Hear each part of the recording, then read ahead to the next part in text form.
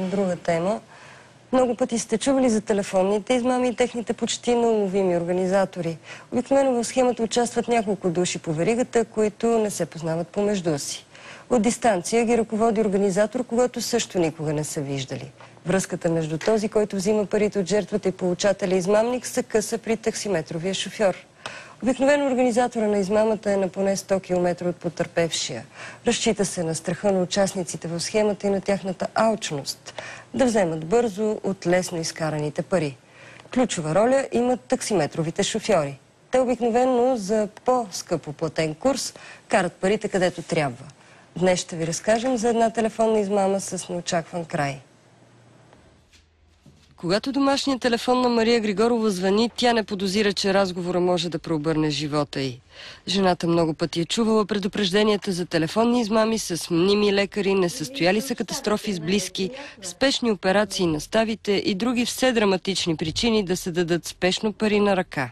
Въпреки знанието, 90-годишната Мария не разпознава измамата. Казаха ми, че някакъв пиян шофьор е бутнал сина ми и е катастрофирал с счупен таз, с така увреждане на главата, в много тежко състояние, откаран в болница в Ботевград и се налага да го дигнат за Пирогов, да му правят операция и дали ще мога да му помогна. И аз като всека майка много се изплаших и викам, ще ви помогна каквото мога. Имах спестени пари и те казаха, вика, пригответе ги, ще дойдем да ги вземем. Ще изпрата човек да дойде да ги вземе. И аз приготвих парите. Колко пари приготвих? 4000 лева.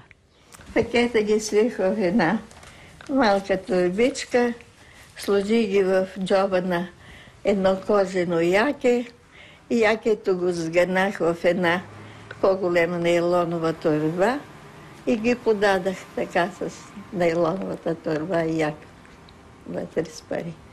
На адреса, който бабата е дала, идва млад мъж, който взима приготвения пакет. Хубав човек, висок, строен, не е циганин. След като си тръгва с 4000 лева на възрастната жена, непознатия посредник в измамата взима малко от сумата за себе си и предава пакета на нищо не подозиращ шофьор на такси, поръчан от организаторите. Шофьорът трябвало да отиде до Севлиево, за да достави пратката. Получил указания по телефона. Но необичайно за такава ситуация таксиджията проверява пакета, вижда парите и сигнализира в полицията. Историята има положителен край. Мария получава почти цялата сума обратно. И все още не знае как се отървала от схемата. Тази измама се проваля заради един таксиметров шофьор. С него ще ви срещнем в хрътките. За съжаление, герой на този репортаж не можа да стигне до студиото и както ви обещахме, че ще ви срещнем с него, няма да ви срещнем с него. Надяваме се, че не се е изплашил. По информация на съпругата му, той е претърпял лека катастрофа с таксито си и колата му е на ремонт. Не е ясно защо той самия не си вдигна телефона, за да ни го обясни. По думите на жена му, той не е пострадал.